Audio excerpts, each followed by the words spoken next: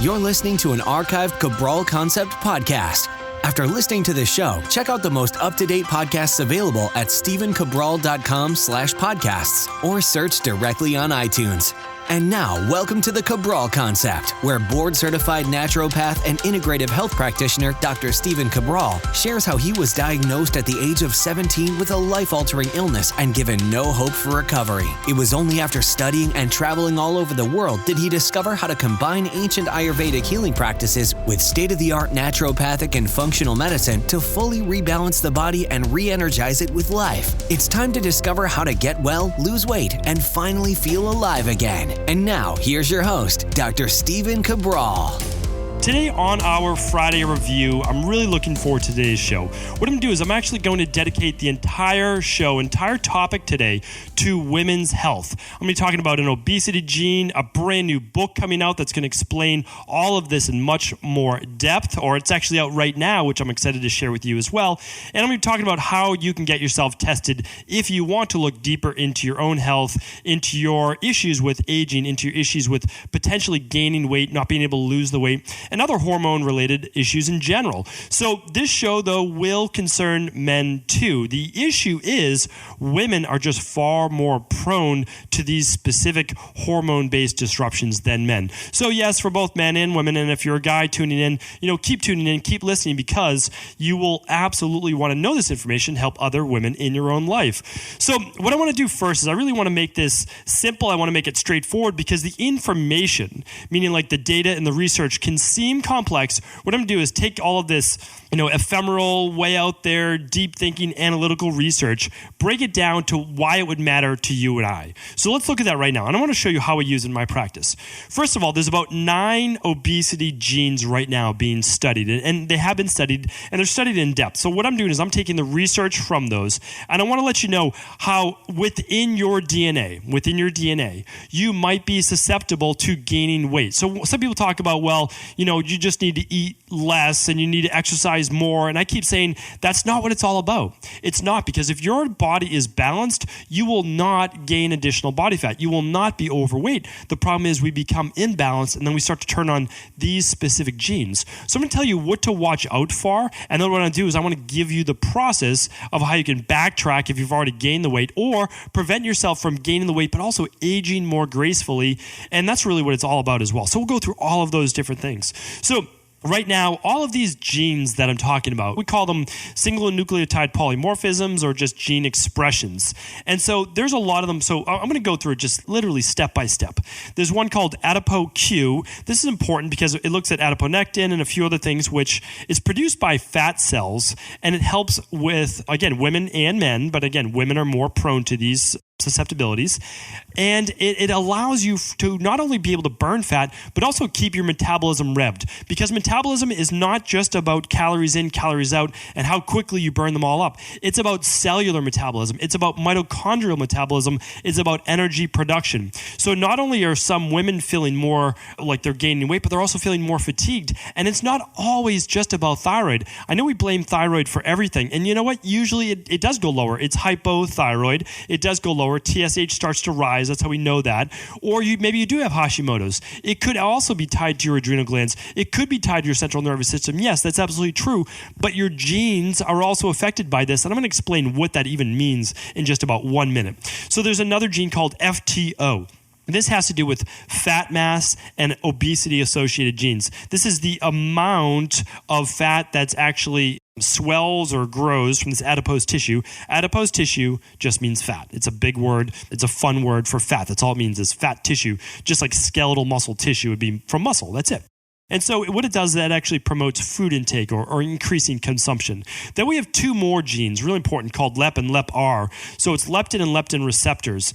So really important, as I talk about leptin and ghrelin and insulin in just one moment, these are the ones that's really important because some women, they just don't feel full. They never feel like they've eaten enough. They're more prone to overeating. And these genes, when they turn on, when they malfunction, we'll call it that, when they malfunction, then you're just going to feel hungry hungry all the time. There's another one called INSIG-2, and this is insulin dependent. So this is really important because it regulates cholesterol, it regulates fatty acid synthesis, and by that I mean is that your body will actually begin to store more fat the more insulin that's produced. So we have to make sure that we're not producing that much insulin. I'm going to talk about that in one moment as well.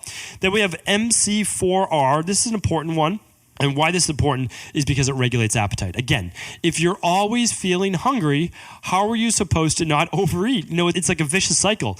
You get hungry, you overeat, and then, you kind of feel bad about yourself and you might eat again. I see all of these things happen in my practice over and over and over. And sometimes it's also mood-based. It really is. A lot of times you are feeling upset, you're feeling stressed, you're feeling anxious, and then you also want to eat as well. Well, then that again raises blood sugar and then it raises insulin, and then you start to store more body fat. So I do understand what you're absolutely going through. And what we want to do is we want to then better balance the body. We'll talk about that in one moment. Let's talk about two more genes. So PCSK1 and PPARG. So what both of these do, the first one regulates insulin. So again, we have to keep that insulin balanced. Not too low, but also not too high, just balanced. And the second one, PPARG, it stimulates lipid uptake and development of fat tissue. So what that means as well is that when this is higher, when this is activated, you're going to store more body fat. Think of it as almost like a survival hormone. When your body is in starvation-based mode or your blood is just full of toxins, what it will do is it will actually create more adipose tissue or allow for your current adipose tissue to actually start to swell. Those fat cells, the adipose tissue cells start to swell as well. So let's talk about those three main hormones which really should be of concern to you. They're called leptin, ghrelin, and insulin. So leptin, keep in mind, leptin is actually secreted by your fat cells. So remember, every cell in your body has their own receptors. They're like their own living entity. It's their own ecosystem. And what happens is when they have enough of what they need, they should send signals then to the brain saying we're all set. So what happens here is leptin tells your brain that you're satiated, that there is no more need to take in food. We have enough. The problem, of course, is that leptin and ghrelin, which I'm going to talk about next, become imbalanced, and your brain stops getting those signals for leptin. And when that happens, when you have those low leptin levels, you're going to be prone to overeating, and then that's a real tough issue, and you're going to be prone to also fat storage. So ghrelin is actually, it's also called or known as, the real name is linomorelin, and this is actually secreted by the ghrelinnergic cells in your gut. And what does that mean? Well, inside all of your intestines, inside your gut. Remember, it's your own living microbiome. Probably it's just as important, literally just as important as its own little brain entity as your mind or your brain itself, because it sends signals back to your brain through the vagus nerve and other receptors as well, and then back and forth. The problem is ghrelin's known as the hunger hormone.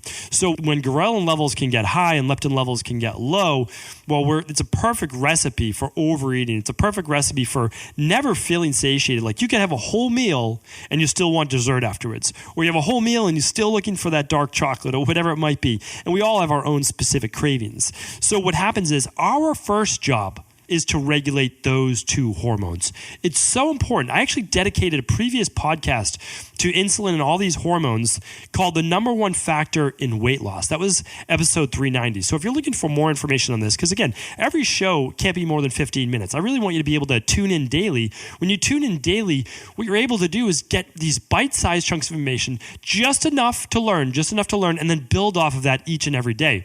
So StephenCabral.com/390, that's called the number one factor in weight loss. So if you're interested in that, it's going to be more about what we're talking about next, which is insulin.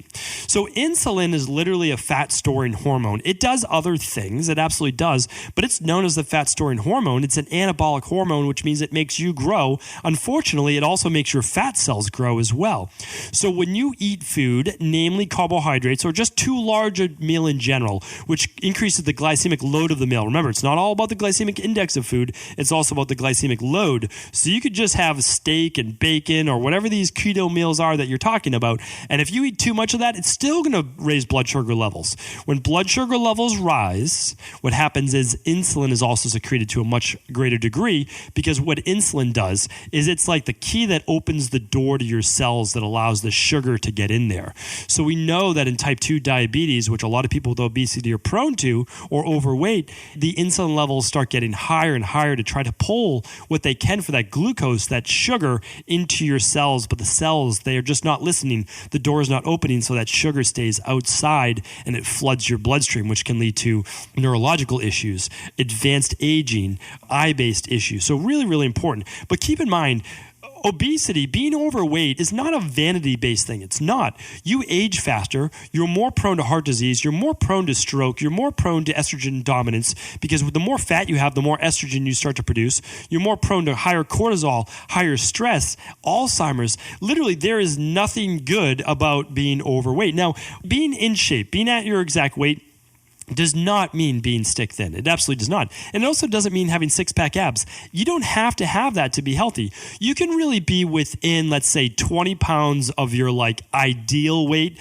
and still be perfectly healthy, without a doubt. I'm not talking about that. What I'm talking about is when your waist-hip ratio, so when your waist-hip ratio, and again, I'm not going to go through all that today. I've talked about that on previous shows as well, gets too large. When you start to add neck fat, all of those things then really increase your chances of cancer, disease, gallbladder issues, all of these items. So what I'm trying to do is make sure the waist doesn't grow, right? We need to get that waist as lean as we can. Again, it doesn't have to be six-pack abs, but I want you to get leaner, and I also want your BMI to be somewhere between 19 and 24, 19 and 24.9, ideally 19 and 24. So I understand, too, that some people have larger body types. They're endomorphs or the kapha body type.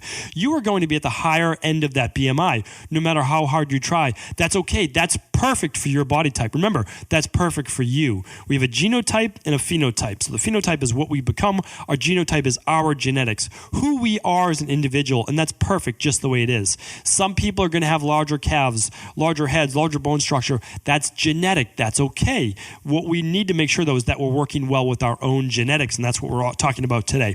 So what I want to talk about now is we actually run a specific test called a genetic test. It's an anti-aging test, but again, it's just, why do we call it anti-aging? Because you need to know what your genes are. You need to know what the expression of your genes are, or what can be expressed, right? What you're more prone to. Remember, if you don't have the gene for this, if you don't have the gene for it, you can't express it, right? You can't really move towards that. So that's why I feel it's so important. So on our gene test, all of the items that I basically just named, we test for.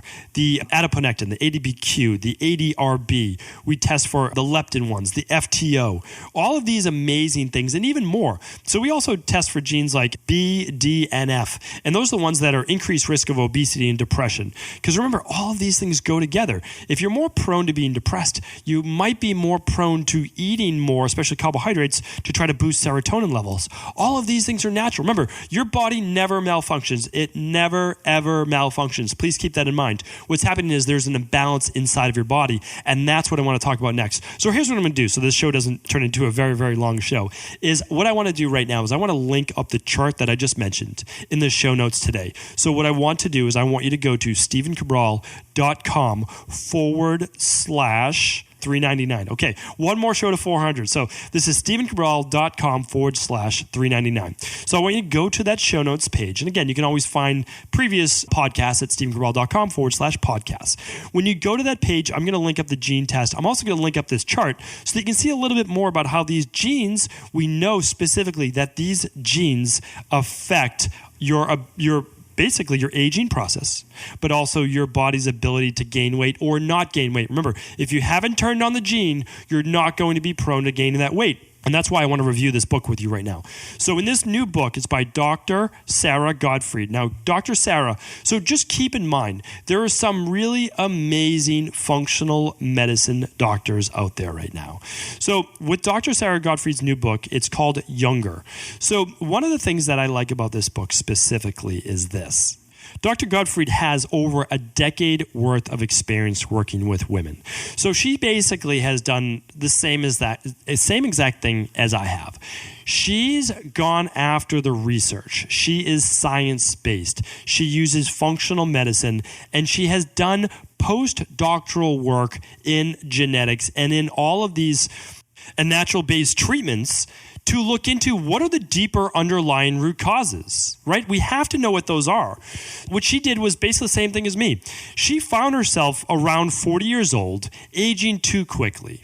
She found herself gaining weight at a faster rate than she ever had, and she didn't know why. Remember, she's a doctor, but she's still prone to the same exact things that you and I are. And that was my issue too. I mean, I wanted to be healthy. I really did. And when I got sick, even as a 17-year-old, but then also never even fully well into my early 20s, I said, how is this? I'm doing the correct things. Why aren't I well yet? So what she did is she looked deeper. She started to do the research, and she found out that there is something called epigenetics. And that means this, is that as a functional medicine doctor, and again, keep in mind, this is not taught in medical school. It's not taught in naturopathic school either.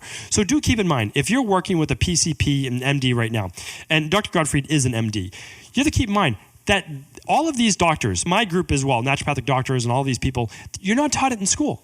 So it's not your doctor's fault that they don't know about these things. You have to read the books. You have to actually look for the research. All of this takes time, and doctors don't really have the time. I have the benefit in my practice of owning my own practice, so I get to make my schedule. A lot of doctors don't. I feel bad for them, and I work for a lot of them myself, is they go in and they just see 30 plus to 40 people a day. They don't have the time to do all of these things. They would probably like to, but they don't.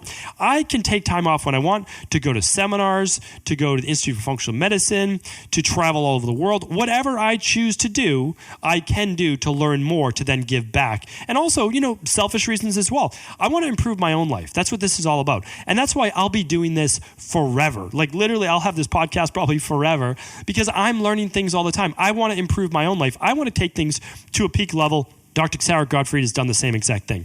So she talks about this. On her road back to, we'll call it recovery, to making sure that she slows down her own aging process and that she lost the weight as well. She did this. She calls it the 5 factors that steal your youth. And again, this is mainly geared towards women, but if you're a guy reading this, you would get benefit as well. But I would say more, her book, new book, Younger, you'd want to buy a copy of this for your wife, girlfriend, mother, any friends that you have. I think it's worth reading. It's under 200 pages. And again, if you use my formula of just reading 10 pages per day, you'll knock this book out in under 30 days and you'll have all the information that you really need on this specific topic. So here's what I like about it. Simple formula, 5 factors that steal your youth. The first one is brain. The second one is muscles. The third one is gut. The fourth one's hormones. And the fifth one is toxic fat. Now, it was interesting because I had a conversation with Dr. Gottfried and I wanted to know more about this specific formula that she was using in topic because I don't want to do a Friday review and I don't want to review anything without knowing more about the person and their integrity and what this book is all about before I recommend it to you. I feel strongly about that because I'm putting my word on this. So here's the thing. Talking with her, I understood that she knew what was called epigenetics. She understands that it's the 90-10 rule. She said it to me before I even said it to her. Believe me, she knows what she's talking about. She said this, that 90%, and it can be, some people say 90%, some people say 95%, of all disease, all cancer, all weight gain, obesity, is 95% of that is lifestyle and environment. So lifestyle is your nutrition, whether you exercise or not, do you get sleep, all of these things, right? But then also the environment is what are you exposed to? All of these plastics, we never talk about them. We take them for granted that these just plastic everywhere. Plastic wrap, plastic bottles. We have flame retardants, like I was just on an airplane, on the seats. Everywhere around us, all of these things move directly through our skin into our bloodstream. When they get into our blood, here's what happens. Our fat cells expand. Why do they expand? Because your body, your liver cannot detoxify these things fast enough. Most people do not have the vitamins, the minerals, the glutamine, the sulfur-based amino acids to create things like glutathione by your liver in order to process and remove these things. Remember, your liver was never meant to deal with synthetic man-made chemicals like plastics. They weren't, or flame retardants. So you have to give more to your body to prevent these specific disease states. So again, that is why when she talks about toxic fat, I knew that this book was onto something, and I knew that it was going to help take your education, everyone's education, my education to that next level. Because you've heard me talk about before, the Dr. Cabral detox and the detoxes that I recommend are not about vanity. Yes, they help you lose weight. They will help you lose weight. There's no doubt about that. People lose 5 to 7 pounds on average their first week, 10 plus pounds in 2 weeks, 15 plus pounds in 3 weeks. But it's not just about that. It's the reason why you're losing the weight if you need to lose the weight. And again, if you're just doing it for wellness purposes, you're getting well. I do this to get you well. Because you are getting well, you lose weight. In Dr. Godfrey's book, she talks about the same thing. We're talking about toxins and the genetics and how they affect your brain and neurons and Alzheimer's. Muscles, as you age, how they start to deteriorate, how women start to lose muscle, what you need to do to keep it on. Your gut, how stress affects your gut. Remember, we talk about all these things. Hormones, what happens when you produce too much insulin, when you become estrogen dominant, and toxic fat, which I just mentioned right there. So again, in my opinion, it's worth your read. It's not her first book. And again, she's been doing this for quite some time. So it is something that I absolutely do recommend. And what I'm going to do is this. I'm going to link it up in the show notes. And then I'm also going to just let you know that the book's name is Younger. So you can actually find this book right now. It was just released this week on Amazon. You can just go to Younger on Amazon. So basically just type that into the search bar, and I'm sure you'll find this by Dr. Sarah Gottfried. And the other thing too, though, is if you go to today's show notes page, which is stephencabral.com/399, what you'll see is you'll actually find out, I'm going to link up a specific course or workbook. It's just extra bonuses that is only available on this specific link to her website. I'm just going to make it easy because, to be honest, I don't know the actual link off the top of my head. So what I'm going to do is I'm going to link that up. I'm going to put the genetics test up there. I'm going to put the chart with the specific genes that you should be watching out for, so you have a little bit of information to go along with this. So again, my biggest recommendation, check out the book Younger, and hopefully today's podcast definitely opened up your eyes a little bit more to understand that really losing weight or preventing weight in general and to aging more gracefully, aging with a better quality of life. So that, there's a big difference between the biological and chronological age. Chronological is what is your age in number of years, but biological is how young do you look? How young do you feel? That's so much more important. I'm telling you right now, if you start to care for yourself right now, no matter what age you are, you can absolutely reverse and turn back the clock on not only disease, but also in how you look and how you feel. Thank you, everyone. I hope you have a fantastic weekend, and I'm back soon this weekend, tomorrow, with more of your questions answered on the Cabral House Call.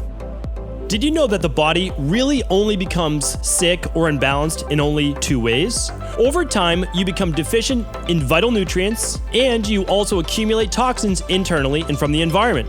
As those nutrients diminish and you increase your total toxic load, your body then begins to show the first signs of dis-ease. It's actually quite predictable, and the good news is that if we know how you began to fill up that proverbial rain barrel, we also know how to empty it to begin the healing process. I was fortunate enough to learn this ancient healing process from my mentor after suffering from debilitating diseases for close to a decade. It was only when I began to implement these techniques did I finally overcome my illnesses and go on to live a life of energy and vitality that I now enjoy. I'd like to share with you now what I discovered after traveling all over the world and how to combine the best of ancient healing wisdom with state-of-the-art science. Allow me to teach you exactly how I've been able to help over 250,000 people to empty their rain barrel and begin to transform their body and lives into what they've always hoped they could be. To get your copy of the international bestseller, The Rain Barrel Effect, simply go to stephencabral.com/rainbarrel.